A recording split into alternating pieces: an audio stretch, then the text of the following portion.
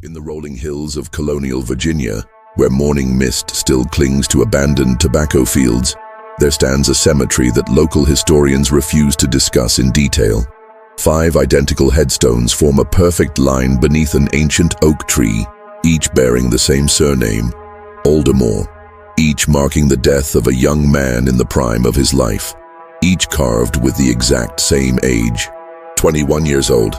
What makes this Henrico County mystery truly spine-chilling isn't just the mathematical impossibility of 5 brothers dying at identical ages.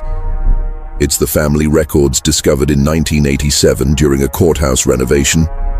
Documents that revealed a household where 7 children lived, laughed, and planned their futures, never knowing that their father was methodically eliminating every male heir the moment they became legally entitled to challenge his absolute control. For over 2 centuries, the Aldermore estate maintained its silence about a domestic nightmare so calculated, so perfectly disguised as tragic coincidence, that even today, forensic experts struggle to believe one man could orchestrate such systematic family destruction while maintaining his reputation as Virginia's most devoted father. Before we continue with the story of the Aldermore family and their devastating secret, I need you to do something for me. Hit that subscribe button and ring the notification bell, because stories like this one require courage to tell, and I need to know there are people out there brave enough to hear the truth about what can happen behind the closed doors of America's most respected families. Also, let me know in the comments what state or city you're listening from, and tell me, have you ever noticed suspicious patterns in your own family's history that made you wonder if accidents were really just accidents? The Aldermore name first appeared in Virginia colonial records in 1682, when merchant ships from Bristol began bringing more than just tobacco seeds and farming equipment to the New World.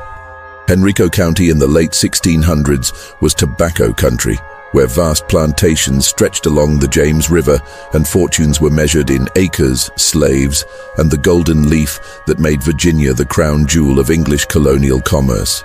The soil was rich and dark, perfect for growing the high-quality tobacco that European markets craved, and the climate allowed for harvests that could make a man wealthy beyond his wildest dreams if he had the ruthlessness to seize every opportunity. Into this world of boundless possibility stepped Edmund Aldermore in 1682, a man whose weathered hands and calculating grey eyes spoke of years spent in less forgiving trades than farming. At 35, he was older than most men who came to Virginia seeking their fortunes, but he carried with him something more valuable than youth. Enough silver to purchase nearly 1,500 acres along the Appomattox River and build Ashwood Manor, a Georgian mansion that would become the architectural pride of Henrico County. Edmund spared no expense on his estate. The main house rose 3 stories above manicured gardens, its imported brick facade punctuated by tall windows that caught the morning light streaming across endless tobacco fields. Inside, mahogany paneling shipped from the Caribbean transformed the rooms into showcases of colonial elegance, while crystal chandeliers from London cast dancing light across Persian rugs that had cost more than most families earned in a decade. But it was Edmund's study that truly revealed his character. A second-floor sanctuary lined with floor-to-ceiling bookcases filled with leather-bound ledgers, each one meticulously recording every transaction, every profit, every decision that built the Aldermore fortune.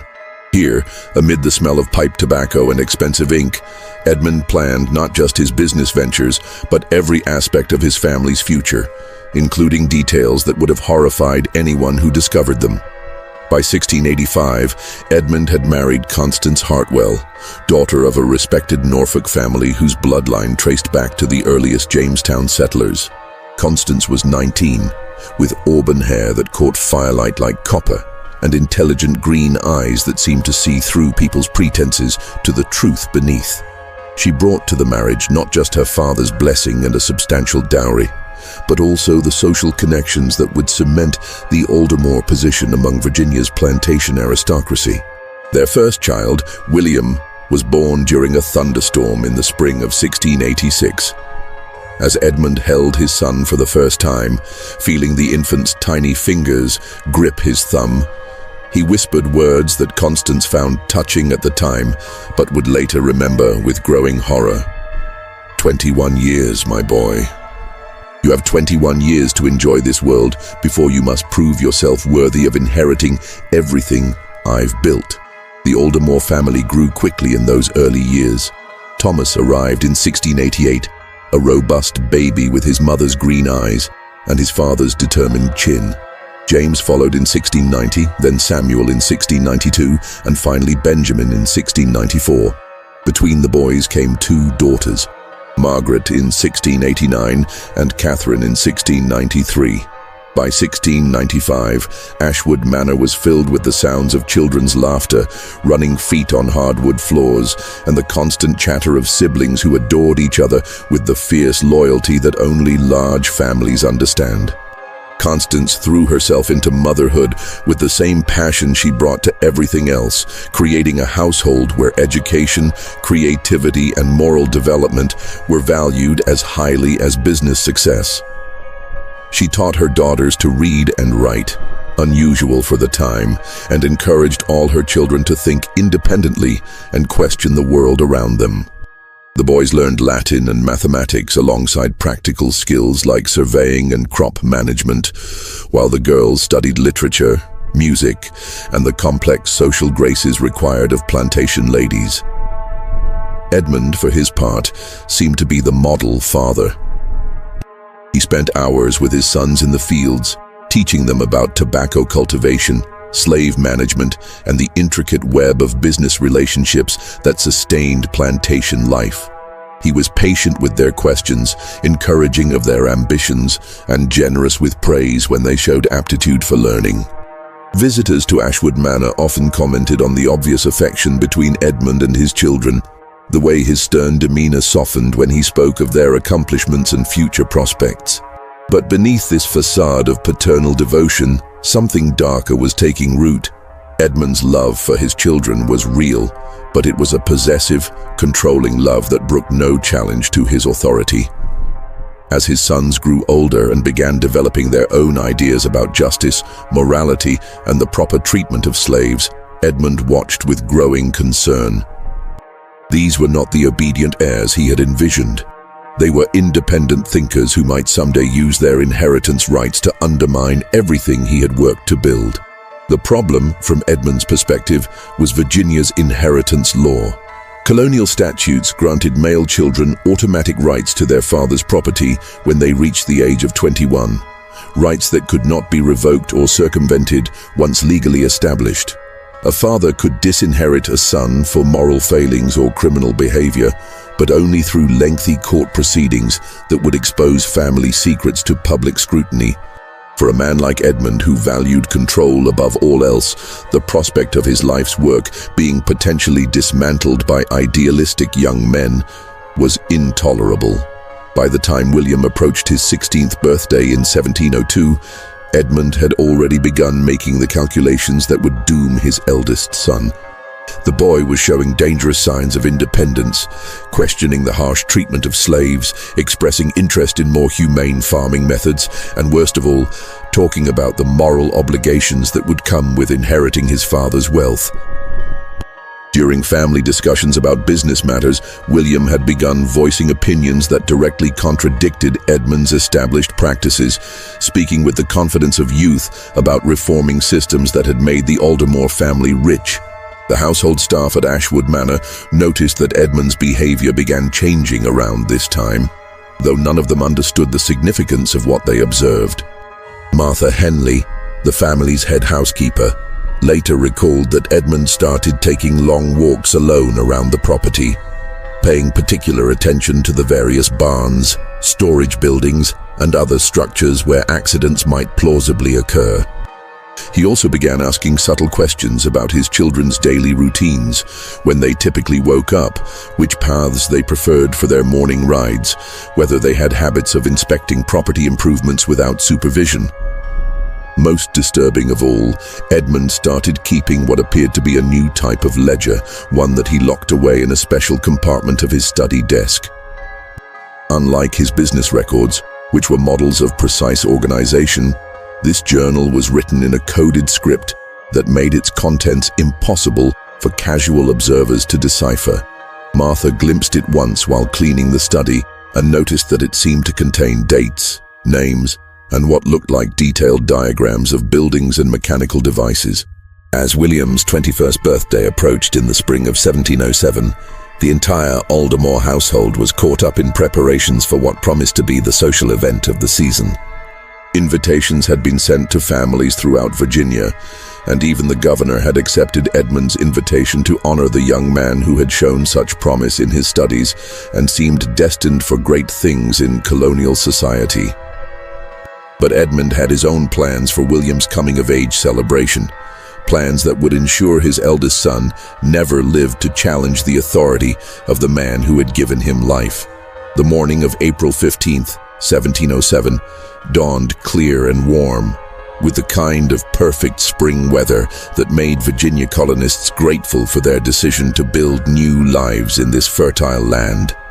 William Aldermore woke that day with the excitement of a young man about to claim his birthright, unaware that his father had been awake since before dawn, making final preparations for what would be the first in a series of carefully orchestrated family tragedies. The household at Ashwood Manor buzzed with activity as servants prepared for the evening's grand celebration. The dining room had been decorated with fresh dogwood blossoms and early roses from Constance's garden, while the kitchen staff worked frantically to prepare a feast worthy of Virginia's most prominent families.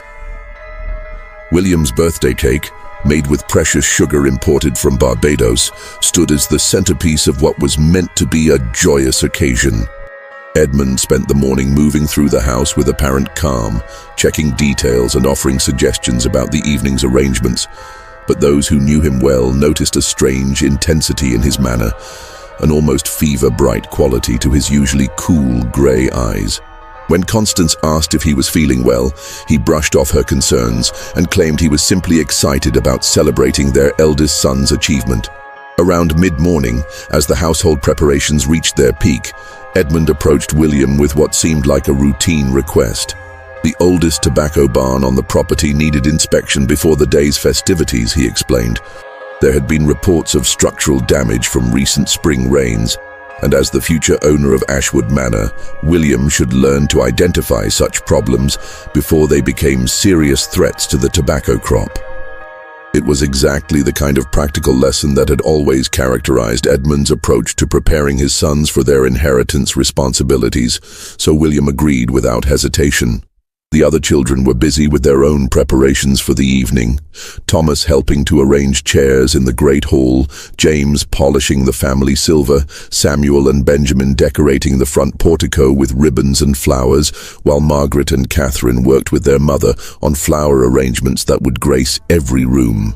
The barn Edmund had chosen for inspection stood about a quarter-mile from the main house, hidden among tall oak trees that bordered a small creek running through the property. It was one of the original structures built when Edmund first acquired the land, and its weathered wood siding and moss-covered roof made it nearly invisible unless you knew exactly where to look. The sweet, earthy smell of aged tobacco still permeated its interior, mixed with the mustier odors of dampness and decay that came with age. Father and son walked together through the morning sunshine, their conversation light and comfortable. Edmund asked about William's plans for the business, his ideas about expanding their shipping operations, his thoughts on the political tensions growing between the colonies and the crown. William, flattered by his father's attention and excited about finally being treated as an adult partner in the family enterprise, shared his dreams openly, dreams that included treating their slaves more humanely, modernizing their farming methods, and perhaps even diversifying beyond tobacco into other crops. What William didn't know was that every word he spoke was confirming Edmund's decision that this idealistic young man could never be allowed to inherit control of the Aldermore fortune. Inside the barn, Edmund led William to the back wall where heavy tobacco barrels were stacked in a towering pyramid nearly 15 feet high. He pointed to what appeared to be water damage on the uppermost support beam, asking William to climb up and examine the wood more closely. The request seemed reasonable. Future property owners needed to understand structural maintenance So William began climbing the barrel stack with the agility and confidence of youth. Edmund watched his son climb higher, his face a mask of concentration that concealed the terrible calculations running through his mind. When William reached the top of the stack and began calling down observations about the beam's condition, Edmund moved to the base of the pyramid and began pushing against the bottom barrels with methodical, deliberate force. "Father, what are you?" William's question was cut short as the entire stack shifted beneath him. The collapse was devastating and precisely calculated. 7 heavy barrels, each weighing over 200 pounds when full, crashed to the barn floor in a thunderous cascade of splintering wood and twisted iron hoops. William's scream lasted only seconds before it was silenced forever. His body crushed beneath the weight of oak and tobacco that had been the foundation of his family's wealth. Edmund waited several minutes before running toward the house, his anguished cries carrying across the tobacco fields. "Help! Someone help me! William's been hurt. There's been a terrible accident." The servants who responded found a scene of tragic destruction that appeared to be exactly what Edmund claimed, a structural failure that had caused a fatal accident just as the family heir was learning to inspect their property. The barn's support beams showed clear signs of age and weather damage, and the barrel stack's collapse seemed like the kind of cruel misfortune that could strike any plantation family. But 17-year-old Thomas, who arrived with the first group of rescuers, noticed something that would haunt him for years to come. When Edmund emerged from the barn after William's body was recovered, his clothes were covered with the expected dust and wood splinters, but they were also stained with what appeared to be fresh moss and creek mud, substances that could only have come from the area behind the barn, nowhere near where the accident had supposedly occurred.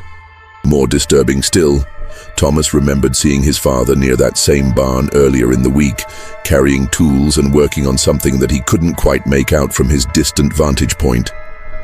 At the time, it had seemed like routine maintenance.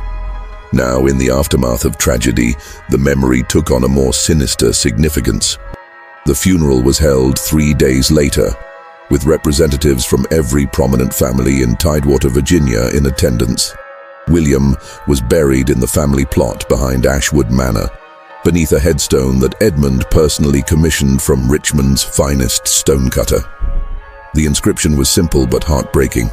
William Edmund Aldermore, beloved son and heir, 1686-1707, age 21 years. As the minister spoke of God's mysterious ways and the unpredictable nature of earthly trials, the Aldermore family stood united in grief around their eldest son's grave. Constance wept for the future that had died with William, while the younger children struggled to understand how their strong, capable brother could be gone so suddenly. Margaret, at 18, tried to comfort little Catherine, while the boys stood with the stoic dignity they thought appropriate for young men who would someday face their own responsibilities as Aldermore heirs. Only Edmund remained dry-eyed during the service, his attention focused not on the words of comfort being spoken over his son's grave, but on the sound of his remaining sons' voices as they joined in the final prayer. As he listened to Thomas, James, Samuel, and Benjamin speaking the ancient words about eternal rest and divine mercy, Edmund's lips moved in what looked like a countdown. 14 years, 12 years, 10 years, 8 years. The family returned to Ashwood Manor that evening, their grand celebration transformed into a wake that would mark the beginning of a pattern too terrible for any of them to imagine.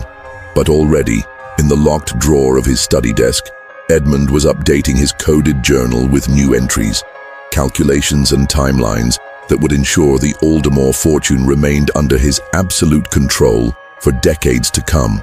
The children went to bed that night, believing they had witnessed a tragic accident that had claimed their beloved brother.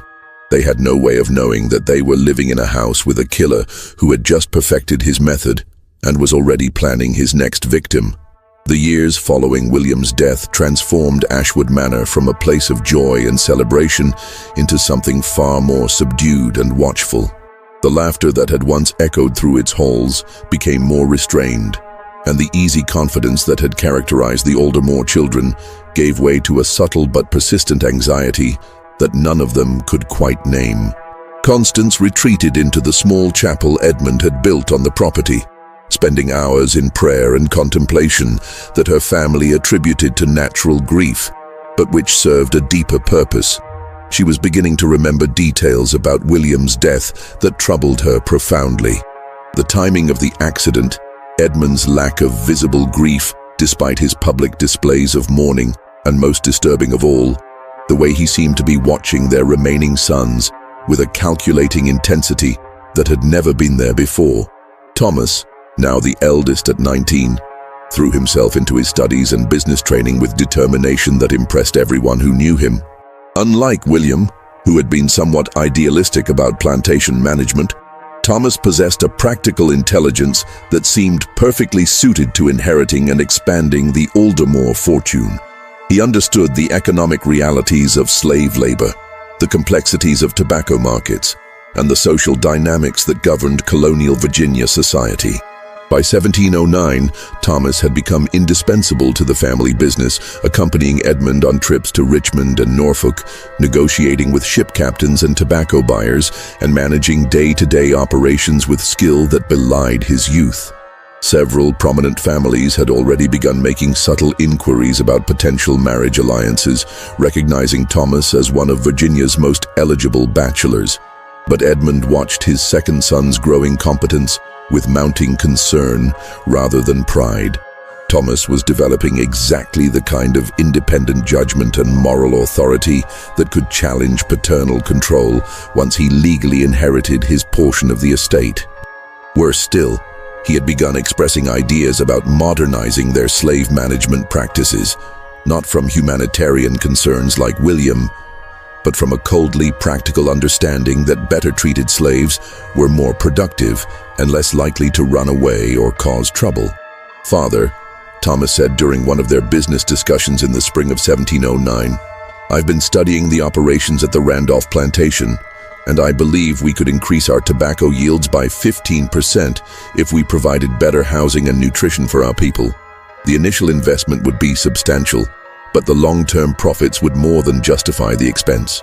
Edmund nodded and smiled, praising his son's analytical thinking while making careful notes in what appeared to be a standard business ledger. But that night, in the privacy of his study, he transferred those notes to his coded journal, alongside increasingly detailed observations about Thomas's daily routines, his physical capabilities, and his tendency to inspect property improvements without seeking permission or supervision. The pattern continued through 1709 and into 1710, with Thomas assuming more and more responsibility for the Aldermore operations while unknowingly providing his father with the information needed to plan his elimination. Edmund's methods had evolved since William's death. He was now more subtle in his reconnaissance, more patient in his planning, and more sophisticated in his understanding of how to create accidents that would appear completely natural to any investigation. Martha Henley, the family's head housekeeper, noticed that Edmund had begun taking regular walks around the property during the pre-dawn hours when the rest of the household was still asleep. She sometimes glimpsed him through her window, moving purposefully among the various buildings and always carrying what appeared to be tools or equipment that he concealed from casual observation. When she mentioned these early morning activities to other servants, they confirmed similar sightings, but could offer no explanation for their master's mysterious behavior. More troubling still, Martha observed that Edmund seemed to be conducting what could only be described as experiments. She found evidence that he had been testing the structural integrity of various buildings, apparently determining exactly how much stress different materials could withstand before failing catastrophically. Wooden beams showed signs of having been partially cut and then carefully concealed. Rope and tackle arrangements had been modified in ways that made no apparent sense, and several storage areas contained tools and materials that seemed to have no legitimate purpose. As Thomas's 21st birthday approached in the spring of 1709, the entire household began preparing for another grand celebration. The family had decided that honoring Thomas's coming of age would also serve as a way of celebrating William's memory and demonstrating that the Aldermore name would continue to prosper despite their tragic loss. Constance threw herself into the party preparations with desperate enthusiasm, as if the magnificence of the celebration could somehow protect this son from the cruel fate that had claimed William.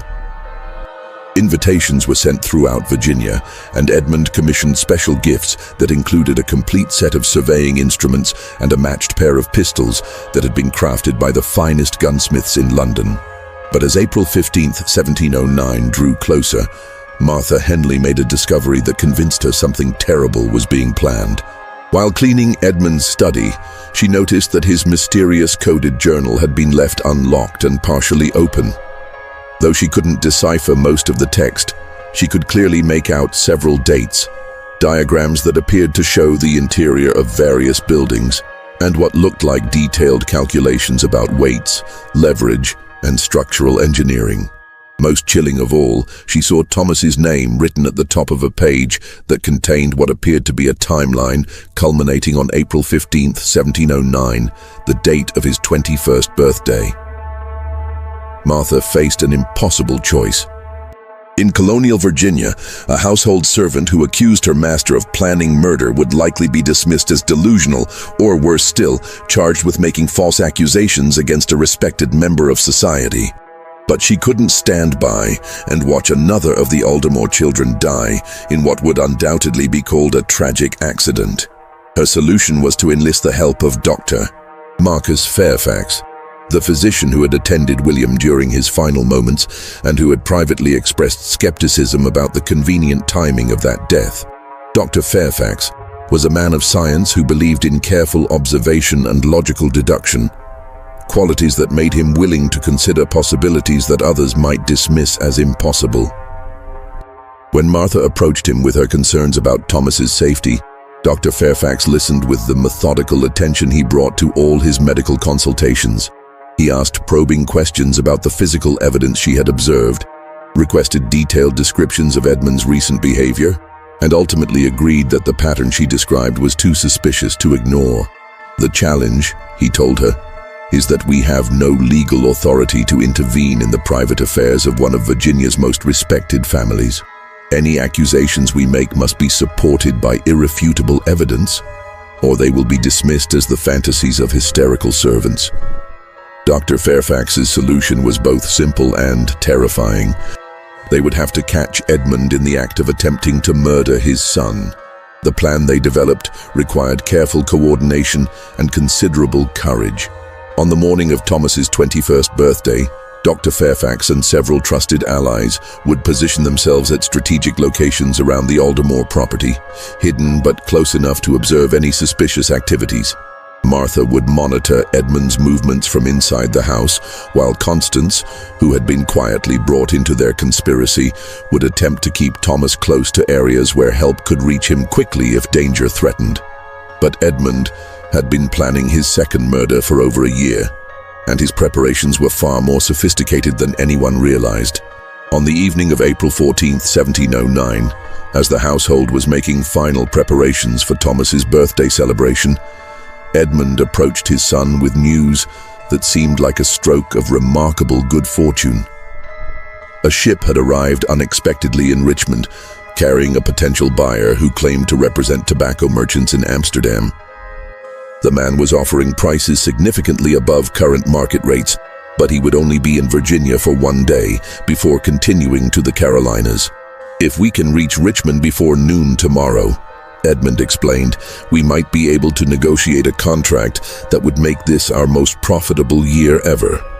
I know it means missing your birthday celebration, but the servants can maintain everything until we return, and the financial opportunity is simply too important to ignore."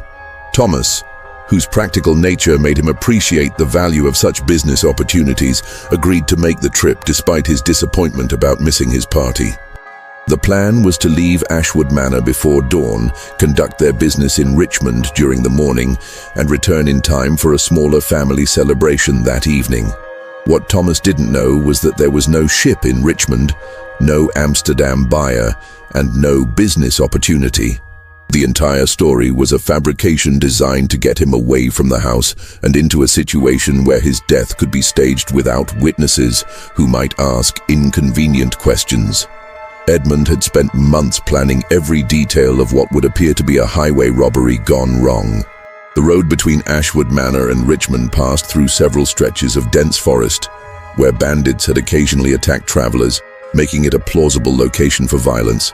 More importantly, Edmund had already paid a group of desperate men to stage an assault that would result in Thomas's death, while leaving Edmund himself as a traumatized witness rather than a suspect. But Dr. Fairfax and Martha Henley had been watching Edmund too closely to be fooled by his sudden business emergency. When they saw father and son preparing to leave the house hours before dawn, they knew that Thomas was riding to his death unless they could somehow intervene. What followed was a desperate race against time that would determine whether the Aldermore family's second son would live to see his 22nd birthday or become another victim of his father's methodical madness.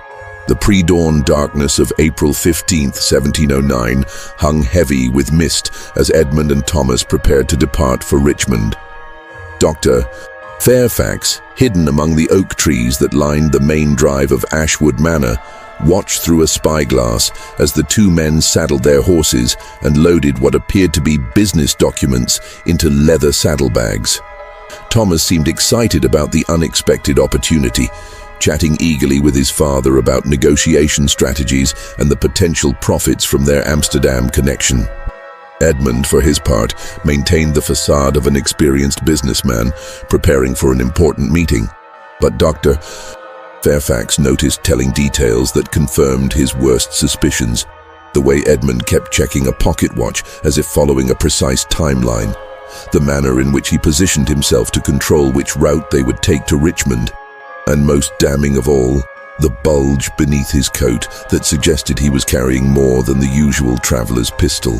As the horse's hoofbeats faded into the distance, Dr. Fairfax sent a predetermined signal to his confederates positioned along the various roads leading to Richmond. If Edmund was indeed planning an ambush, they would need to follow at a distance that allowed intervention without revealing their surveillance too early. The route Edmund chose led through Miller's Creek Forest, a stretch of dense woodland notorious for harboring highway robbers and other desperate characters who preyed on travelers carrying valuable cargo.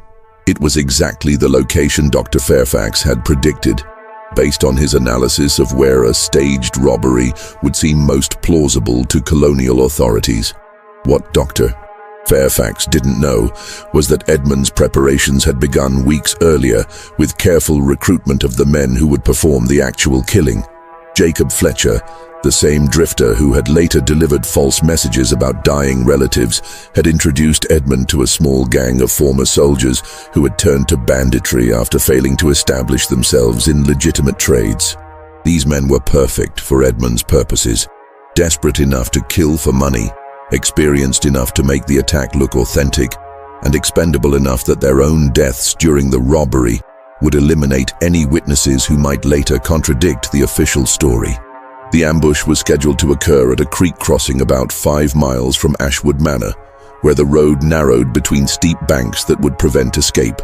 Edmund had studied the location carefully, determining exactly where Thomas should be positioned when the attack began and how the subsequent violence should unfold to ensure his son's death while preserving his own life as a traumatized witness. But Thomas's practical intelligence, the same quality that had made him such a capable businessman, also made him an observant traveler who noticed details that less careful men might miss.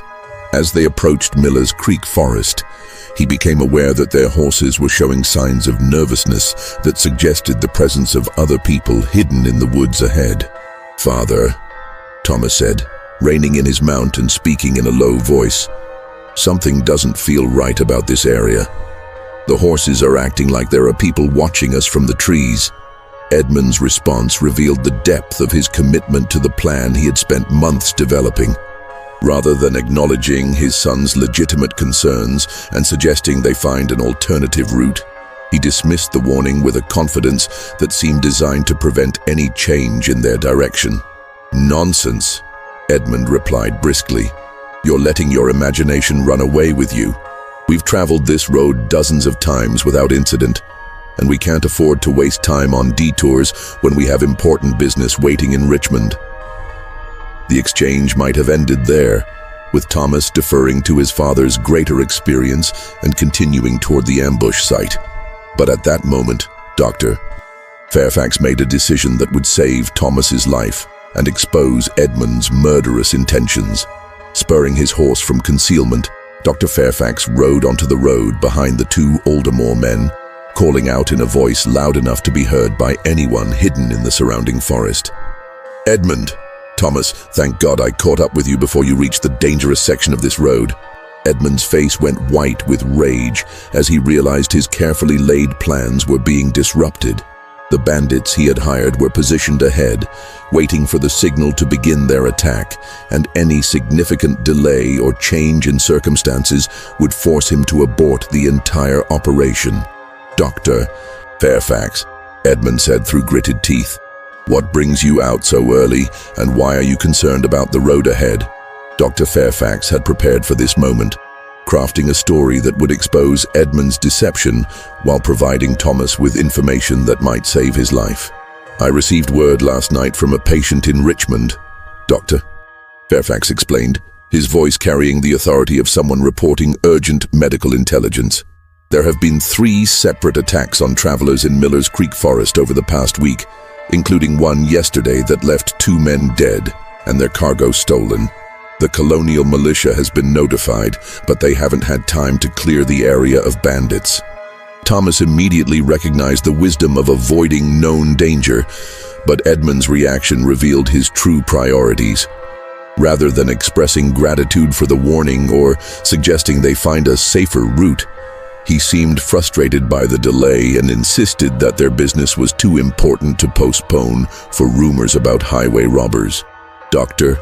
Fairfax," Edmund said, his voice tight with barely controlled anger, "I appreciate your concern, but we cannot allow vague reports about possible dangers to interfere with a business opportunity that could transform our family's financial prospects. Thomas and I are both armed and experienced travelers. We can handle whatever risks the road might present." The exchange continued for several more minutes, with Dr. Fairfax providing increasingly specific details about the supposed attacks, while Edmund grew more agitated about the delay. Thomas, caught between his father's business urgency and the doctor's safety concerns, began asking questions that revealed his growing suspicion that something was fundamentally wrong with their morning journey. "Father," Thomas said slowly, "if this Amsterdam buyer is legitimate and offering such exceptional prices, why have we heard nothing about his ship from our usual contacts in Richmond? Our business network is comprehensive enough that news of such an important visitor should have reached us days ago." The question struck at the heart of Edmund's deception, and his response demonstrated the calculating cruelty that had already claimed one son's life. Rather than fabricating additional details to support his story, Edmund seemed to realize that his plan had been compromised beyond recovery. The expression that crossed his face was one Dr. Fairfax would later describe as the look of a predator that has been cornered by its intended prey. Edmund's hand moved toward the concealed weapon beneath his coat, apparently deciding that if he couldn't kill Thomas through a staged ambush, he would have to resort to more direct methods. But Thomas, whose suspicions had been building throughout their conversation, was watching his father's movements with the alertness of a young man who had suddenly realized he might be in mortal danger. The confrontation that followed lasted only seconds, but changed everything the Aldermore family thought they knew about their patriarch and protector. Edmund drew a pistol from beneath his coat, not the decorative weapon that gentlemen typically carried for protection, but a military-grade firearm designed for killing rather than intimidation. As he raised it toward Thomas, his face revealed the cold calculation that had driven him to murder William 2 years earlier. "I'm sorry, son," Edmund said, his voice carrying genuine regret mixed with implacable determination. "But you've grown too independent, too questioning. Like your brother before you, you represent a threat to everything I've worked to build. Virginia's inheritance laws leave me no choice." Thomas, acting on reflexes honed by years of hunting and target practice, threw himself from his horse just as Edmund's pistol fired. The bullet passed close enough to tear through his coat sleeve, but Thomas landed safely in the underbrush beside the road and immediately began calling for help from anyone within hearing distance. Dr. Fairfax, who had positioned himself specifically to intervene in such circumstances, spurred his horse forward and struck Edmund's arm just as he was preparing to fire a second shot. The impact sent Edmund tumbling from his saddle, and the pistol discharged harmlessly into the trees above their heads. As Edmund struggled to regain his footing, the sound of approaching horses announced the arrival of Dr. Fairfax's confederates, who had been following at a distance and had ridden hard when they heard the gunshots.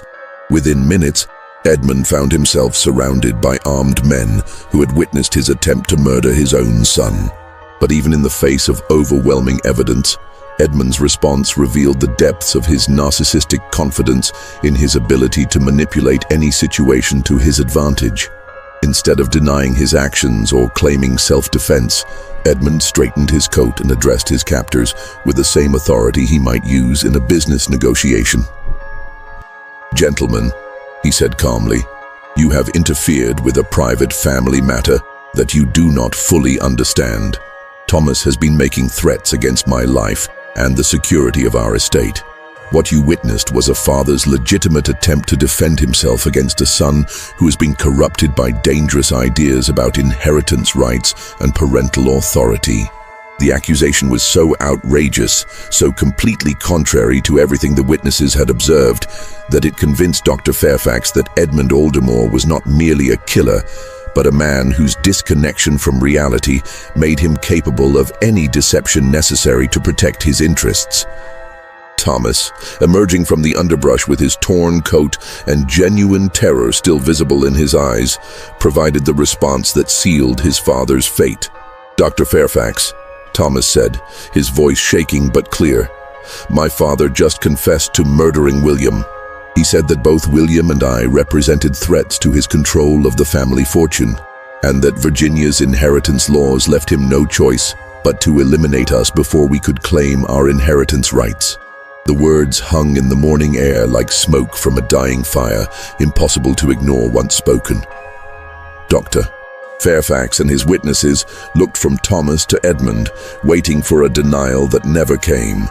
Instead, Edmund's expression shifted from calculated charm to something far more dangerous, the cold fury of a man whose carefully constructed world was collapsing around him. "You understand nothing," Edmund said, his voice carrying the same tone he might use to address ignorant children. "I built everything we have through sacrifice and determination that none of you could comprehend. I gave my sons every advantage, every opportunity to prove themselves worthy of inheriting what I created. But they chose to challenge me, to question methods that have made our family the wealthiest in Henrico County. Just when this story reaches its most shocking revelation, I need to pause for a moment. If you're as stunned by this confession as I am, hit that like button and share this video with someone who needs to hear this incredible tale of family secrets. The truth about what Edmund planned for his remaining children will horrify you. But first, let me know in the comments. Do you think Thomas suspected his father's true nature before this moment? Subscribe and hit the notification bell, because what we discover next about the other Aldermore children will change everything you thought you knew about this family's dark legacy. But Dr. Fairfax wasn't about to let this confession go unrecorded or unpunished. The return to Ashwood Manor that morning was unlike anything the Aldermore household had ever experienced. Edmund rode in the center of a group of armed men, his hands bound and his face set in the grim expression of someone who knew his carefully constructed life was ending. Thomas rode beside Dr. Fairfax, still processing the reality that his own father had been moments away from killing him just as he had killed William 2 years earlier. But the most devastating moment came when they had to face the rest of the family with the truth about what Edmund had done and what he had been planning to do. Constance was in the garden with Margaret and Catherine, arranging flowers for Thomas's birthday celebration, when she saw the group of riders approaching the house. Her first thought was that some accident had befallen her husband and son during their business trip. But as they drew closer, she realized that Edmund was the prisoner, not the victim. The younger children, James, Samuel, and Benjamin, were playing near the front portico when their father was brought home in chains. The sight of their patriarch, the man they had always seen as strong and unshakable, reduced to a captive accused of murder, was traumatic beyond their ability to understand. Dr. Fairfax took charge of the situation with the calm authority that had made him one of Virginia's most respected physicians. He gathered the entire family in the great hall of Ashwood Manor and began the impossible task of explaining that the accidents that had claimed William's life and nearly claimed Thomas's were actually murders committed by the man they had trusted above all others. Mrs. Baltimore, Dr. Fairfax began gently. I'm afraid I must tell you something that will be very difficult to hear. Your husband has confessed to murdering William, and this morning we prevented him from killing Thomas as well. The silence that followed was profound and terrible. Constance's face went white as she absorbed the implications of what she was hearing, while the children stared in shock at their father, trying to reconcile this accusation with the loving parent they thought they knew. Margaret, at 20 years old, was the first to find her voice. That's impossible, she said firmly. Father loved William. He was devastated when the accident happened. I saw him weep at the funeral. Edmund, who had remained silent since their arrival, finally spoke. But instead of denying the charges or expressing remorse for his actions, he seemed compelled to justify his behavior to his family. William was going to destroy everything, he said, his voice carrying the same matter-of-fact tone he might use to discuss crop rotation. He had romantic ideas about freeing our slaves, treating them as equals rather than property. Do you understand what that would have meant?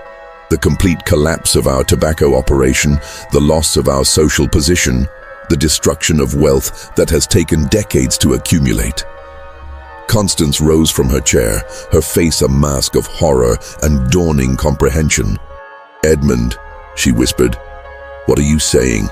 What are you telling us about our son? I'm telling you that I did what was necessary to protect this family's future, Edmund replied with chilling conviction. William and Thomas both developed dangerous ideas about changing our methods, questioning my authority, undermining the systems that have made us prosperous. The law would have given them the right to inherit half of everything when they turned 21, regardless of their qualifications or their understanding of what it takes to maintain our position. The revelation that their father was not only a killer, but an unrepentant one, sent shockwaves through the children that would affect them for the rest of their lives. James, at 19, began backing away from Edmund, as if proximity to him was dangerous. Samuel and Benjamin, still too young to fully understand the implications, looked to their older siblings for guidance about how to react. But it was Dr. Fairfax's next question that revealed the true scope of Edmund's murderous intentions. Edmund, the doctor said quietly, what were your plans for James, Samuel, and Benjamin? Were you intending to kill all of your sons when they reached 21? Edmund's answer was delivered with the same calm rationality that had characterized all his business decisions. Of course, he said, as if the question itself was naive. The inheritance laws don't distinguish between sons based on their individual merits or their understanding of family responsibilities. James will turn 21 in 1711, Samuel in 1713, and Benjamin in 1715. Each of them will face the same choice that William and Thomas faced. Submit to my continued authority or forfeit their lives to protect the family's interests. The words hit the remaining sons like physical blows. James, who had been looking forward to assuming business responsibilities and eventually starting his own family, realized that his father had been planning his death for years. Samuel and Benjamin, still children in many ways, were forced to confront the fact that the man who had taught them to ride horses and shoot rifles was methodically planning to murder them as well. Martha Henley, who had been standing quietly near the doorway during this family conference, stepped forward with information that made the situation even more disturbing. "Dr. Fairfax," she said, her voice steady despite the magnitude of what she was revealing. "There's something else you need to know. Master Edmund has been keeping detailed records of his plans in a coded journal hidden in his study. I've seen diagrams of buildings, calculations about accidents, and what appears to be timelines for each of the boys' deaths. The existence of written evidence transformed the situation from a matter of one man's word against another's to a documented conspiracy that could be proven in any court. Dr. Fairfax immediately requested that the study be secured and the journal retrieved, knowing that Edmund's own handwriting would provide irrefutable proof of his guilt. But Edmund's reaction to the discovery of his journal revealed something even more chilling than methodical planning. He seemed proud of the thoroughness of his preparations. That journal represents 27 years of careful planning and precise execution, he said with unmistakable satisfaction. Every contingency has been considered, every potential problem anticipated. You think catching me with Thomas was some great victory, but you've merely delayed the inevitable. Even with me imprisoned or executed, the fundamental problem remains unchanged. My sons will eventually inherit the right to destroy everything I've built, unless permanent measures are taken to prevent that outcome. The implication was clear and terrifying. Edmund had made arrangements that would ensure his sons' deaths, even if he was no longer alive to carry out the murders personally. Dr. Fairfax realized that Edmund's confession had revealed something far more complex than simple family violence. This was a systematic conspiracy that might involve other people, hidden resources, and contingency plans that could threaten the surviving Aldermore children for years to come. "Edmund," Dr. Fairfax said urgently, "what arrangements have you made? Who else is involved in these plans?" But Edmund's response demonstrated the calculating cruelty that had allowed him to kill his own child and plan the deaths of others. He smiled, a cold, satisfied expression that revealed his confidence that his work would continue even after his capture. "Dr. Fairfax," he said quietly, "do you really think I would spend 27 years planning my sons' deaths without ensuring that those plans could survive my own demise? The arrangements I've made are so deeply embedded in the normal operations of this plantation that you'll never find them all, much less stop them from being carried out." The family sat in stunned silence as they processed the implications of Edmund's words. Not only had he murdered William and attempted to kill Thomas, but he had apparently created some kind of ongoing conspiracy that would continue threatening the lives of James, Samuel, and Benjamin, regardless of what happened to him personally. Constance, who had been listening to her husband's confessions with growing horror, finally found the strength to ask the question that would determine her family's survival. "Edmund," she said, her voice barely above a whisper, "how do we stop what you've set in motion? What would it take to ensure that our remaining children are safe from whatever you've planned?" Edmund's answer revealed the depth of his disconnection from normal human emotions. "There is no way to stop it," he said with finality. "The only way to ensure the Aldermore fortune remains intact is to ensure that no male heirs survive to claim inheritance rights. I've accepted that responsibility, and I've made arrangements to ensure it's carried out regardless of my personal circumstances." But Dr. Fairfax had spent too many years studying human nature to accept that any plan, no matter how carefully constructed, was truly unstoppable. Somewhere in Edmund's arrangements there had to be weaknesses, people who could be convinced to abandon their parts in his conspiracy, or methods that could be disrupted before they claimed more victims. The race to save James, Samuel, and Benjamin had begun, and the stakes were nothing less than the complete destruction of the Aldermore family by the man who had created it. The search of Edmund's study revealed horrors that surpassed even Dr. Fairfax's darkest expectations.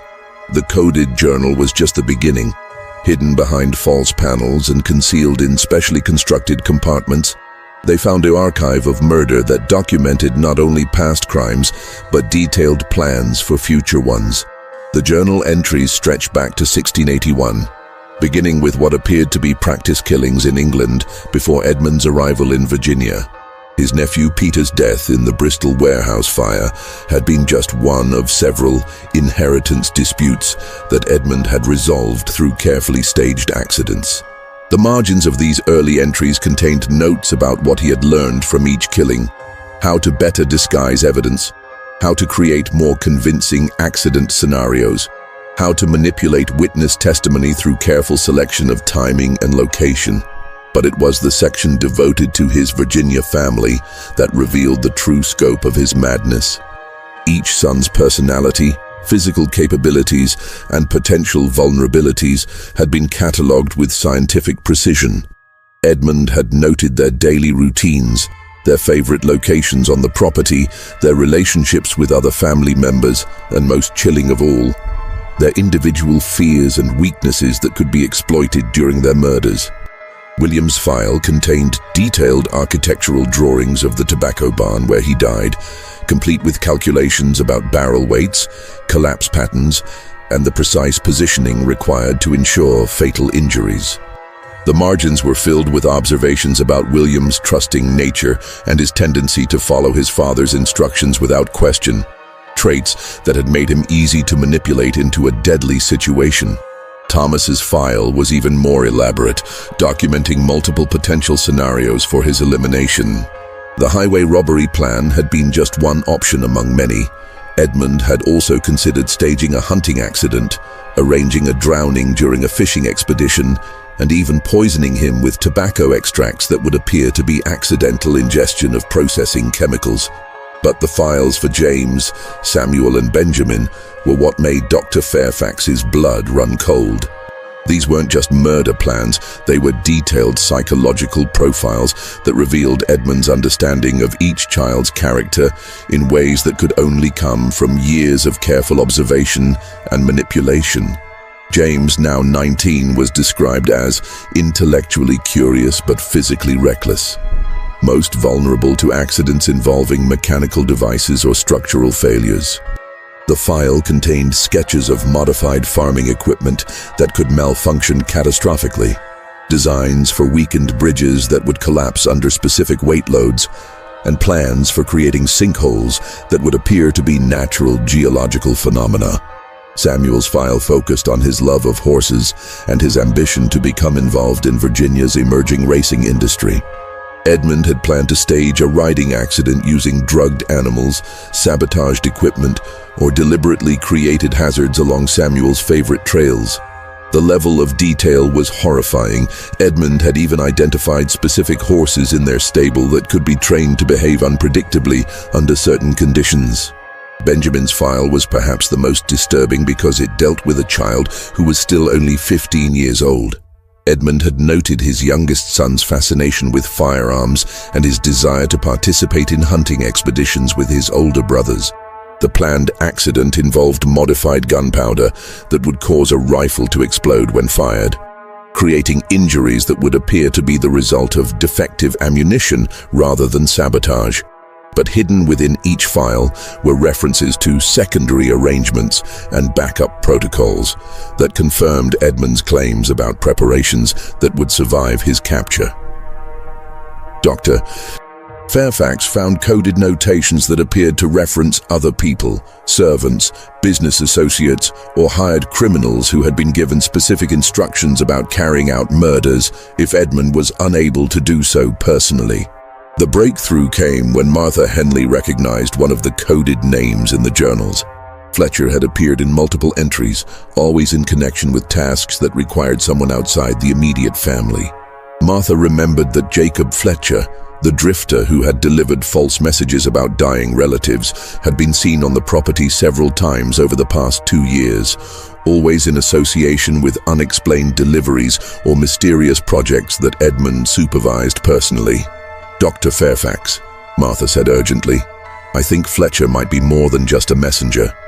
Some of these journal entries suggest he's been preparing backup plans for eliminating the boys if something happened to Master Edmund. The realization that Edmund's conspiracy involved outside accomplices transformed the situation from a family crisis into a manhunt that would require the resources of colonial Virginia's entire law enforcement apparatus. Dr. Fairfax immediately dispatched riders to Richmond and Norfolk with descriptions of Fletcher and requests for assistance from colonial authorities. But Edmund, even in custody and facing inevitable execution, seemed confident that his arrangements would proceed as planned.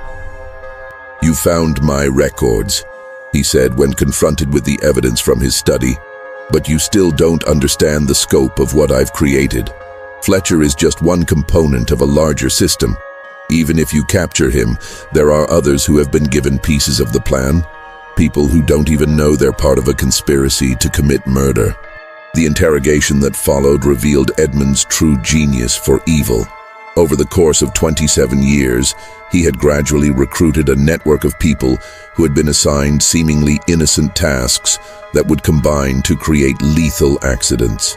A blacksmith had been commissioned to create modified horseshoes that would cause animals to stumble at specific gaits. A carpenter had been paid to install structural modifications in various buildings that would weaken them in precisely calculated ways. Even some of the household staff had unknowingly participated by following instructions about food preparation, equipment maintenance, and scheduling that were designed to place the Aldermore sons in vulnerable positions at crucial moments. Most of these people had no idea they were participating in murder plots. They had simply been told they were helping Edmund implement improvements to his property or business operations. But their accumulated efforts had created a web of potential death traps that could be activated through seemingly innocent triggers. The race to identify and neutralize these threats became a desperate investigation that involved dozens of people throughout Henrico County. Dr. Fairfax coordinated efforts to locate every person who had done work for Edmund over the past decade, while Constance and the older children worked to identify every modification or addition to the property that might conceal deadly surprises. But time was running out. James's 21st birthday was less than 2 years away, and if Edmund's backup plans were as sophisticated as his primary arrangements, the young man might already be in mortal danger from threats they hadn't yet discovered. The crisis reached its peak when Thomas, while helping to search the property for hidden dangers, made a discovery that revealed just how close Edmund's conspiracy had come to claiming another victim. In the stable where Samuel's horses were kept, Thomas found that several saddles had been modified with nearly invisible wire insertions that would cut through leather straps under the stress of rapid movement. The modifications were so subtle that they would never be noticed during routine inspection, but they would guarantee catastrophic failure during any extended riding session. Exactly the kind of accident that would seem tragically predictable for a young man known for his love of fast horses and risky riding. "My God," Thomas said, as he showed the sabotaged equipment to Dr. Fairfax. "Samuel has been using these saddles for months. If he had decided to race his horse or take a long hunting trip, he would have died exactly the way Father planned." The discovery confirmed Edmund's claims about the scope of his preparations and demonstrated that his conspiracy was already active, waiting only for the right circumstances to claim its next victim. But it also provided Dr. Fairfax with the evidence he needed to convince colonial authorities that Edmund Aldermore represented a threat that required immediate and decisive action. The final confrontation with Edmund took place in the Great Hall of Ashwood Manor, with the entire family present to hear his ultimate confession and to witness the resolution of a nightmare that had terrorized them for years. Dr. Fairfax placed the sabotaged saddles, the modified equipment, and the coded journals on the table before Edmund, creating a display of evidence that made denial impossible. "Edmund," Dr. Fairfax said quietly, "we've found enough hidden weapons to kill your sons a dozen times over. The only question remaining is whether you're willing to help us find the rest, or whether you prefer to let your children live in fear of threats they might never see coming." Edmund's response revealed that even facing certain execution, his primary concern remained the preservation of his control over the family fortune. "Dr. Fairfax," he said with chilling calm, "you still don't understand what you're dealing with. I didn't create this system to satisfy some bloodthirsty desire for violence. I created it to preserve something valuable, a legacy that took decades to build and could be destroyed in a single generation by idealistic young men who don't understand the realities of maintaining wealth and power in colonial society. The confession that followed was both a justification of past murders and a detailed explanation of the conspiracy that threatened the surviving children. Edmund revealed the names of his accomplices, the locations of his hidden weapons, and the triggers that would activate his backup plans. But he did so not out of remorse for his crimes, but out of pride in the sophistication of his system and confidence that revealing its details would demonstrate the impossibility of truly stopping it. "You can arrest Fletcher and the others," Edmund said as he provided information that would save his children's lives. "But you can't arrest the ideas that motivated my actions. Somewhere, sometime, another father will face the same choice I faced. Allow his life's work to be destroyed by ungrateful heirs, or take the measures necessary to preserve his legacy. When that happens, my methods will be remembered and improved upon." The systematic dismantling of Edmund's murder conspiracy took several weeks and involved authorities throughout colonial Virginia. Fletcher was captured attempting to flee to North Carolina, and his confession led to the arrest of several other conspirators who had been paid to carry out specific aspects of Edmund's plans. The modified equipment was removed from Ashwood Manor, the sabotaged buildings were repaired, and the network of potential accomplices was identified and neutralized. But the psychological damage to the Aldermore family would take much longer to heal. Edmund Aldermore was executed by hanging on October 15, 1709, exactly 6 months after his attempt to murder Thomas. The execution took place in Richmond before a crowd that included representatives from every prominent family in Tidewater, Virginia, serving as both punishment for his crimes and a warning to others who might consider similar solutions to inheritance disputes. His final words, delivered from the gallows with the same calm authority that had characterized his business dealings, revealed the depths of his delusion about the righteousness of his actions. "I die knowing that I did everything possible to preserve the legacy I built for my family," he said, addressing the crowd with no apparent awareness of the horror his words inspired. "If my sons choose to destroy that legacy through their naive idealism, the responsibility for the consequences will be theirs alone."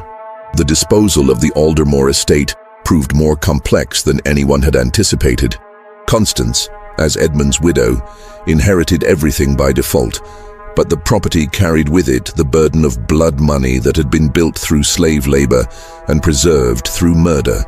Working with Dr. Fairfax and several progressive members of the Virginia colonial government, she made decisions that would transform the family's legacy from one of horror to one of redemption. The first and most significant change was the immediate emancipation of all slaves owned by the Aldermore family. More than 60 people were granted their freedom, provided with education and resources to establish independent lives, and given the option to remain on the property as paid workers if they chose to do so. The decision cost the family a fortune, but established a precedent that would influence other Virginia planters to reconsider their own relationships with slave labor. Martha Henley was granted her freedom and appointed as the estate's head of security, responsible for ensuring that no future threats could be directed against the remaining children. Her experience in recognizing the signs of Edmund's conspiracy made her uniquely qualified to identify potential dangers, and her devotion to the family's well-being provided the loyalty necessary for such a sensitive position. The Aldermore Foundation, established with the bulk of the family's remaining wealth, became colonial America's first organization dedicated to investigating suspicious deaths in prominent families and providing protection for individuals who might be targeted by inheritance-motivated violence. The Foundation's work documented dozens of cases throughout the colonies where family members had died under suspicious circumstances, and their investigations led to legal reforms that made it more difficult for future killers to use Edmund's methods. Thomas, permanently traumatized by his near-death experience and the knowledge of his father's true nature, chose never to marry or have children.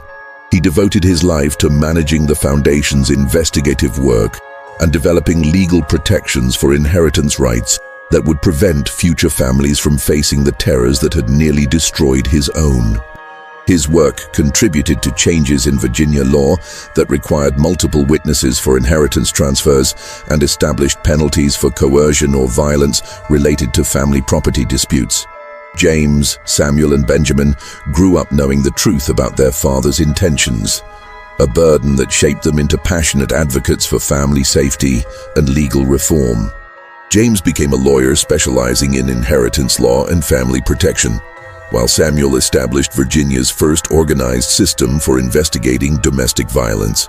Benjamin, the youngest, chose a military career that took him far from Virginia but allowed him to apply the lessons of his childhood to protecting other vulnerable people from family predators. Margaret and Catherine, though not directly threatened by their father's conspiracy, were profoundly affected by growing up in a household where murder was being planned and executed.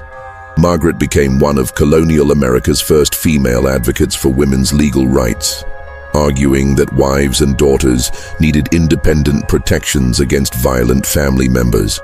Catherine devoted her life to establishing schools and safe havens for children who had been threatened or abused by their own relatives. Constance lived until 1759, spending her final decades working to ensure that the Aldermore name would be remembered for its contributions to family safety rather than for the horrors Edmund had committed. She never remarried, claiming that her experience with Edmund had taught her that the capacity for evil could be hidden behind any facade of respectability and devotion. The physical evidence of Edmund's crimes was preserved by Dr. Fairfax and eventually donated to what would become the Virginia Historical Society. The coded journals, the modified weapons, and the detailed confessions were stored in a special collection that remained sealed for over 2 centuries, opened only to researchers studying the psychology of family violence and inheritance-motivated murder. Ashwood Manor itself was sold after Constance's death, and the property changed hands frequently over the following decades. Local legends claim the house was haunted by the spirits of Edmund's victims, but the detailed records maintained by the foundation suggest these stories were encouraged by property owners who wanted to discourage curious visitors from exploring areas where evidence of the crimes might still be discovered.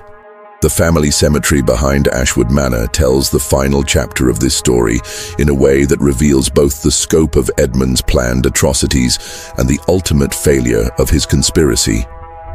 William's headstone stands alone among the family graves, marking the only son whose murder Edmund successfully completed. Beside it, 5 empty plots were prepared for Thomas, James, Samuel, Benjamin, and any future male heirs who might threaten the family fortune. Those plots remain empty today, serving as a permanent reminder of the lives that were saved by the courage of people who refused to accept that such systematic evil could be allowed to continue. Edmund's own grave lies apart from the family plot, marked only with his name and dates, a symbol of how completely his actions separated him from the people he claimed to love and protect.